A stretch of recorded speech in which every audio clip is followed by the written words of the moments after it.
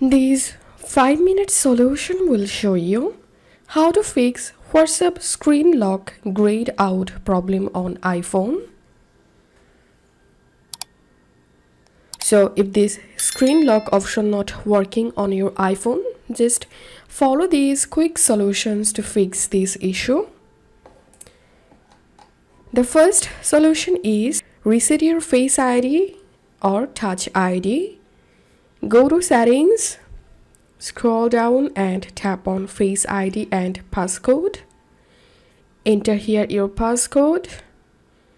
Now turn on iPhone unlock option. If it's already enabled, then scroll down and tap on reset Face ID.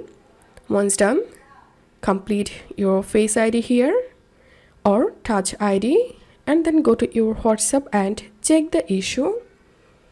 And the second solution is Offload WhatsApp app. Go to General, tap on iPhone storage, search for WhatsApp.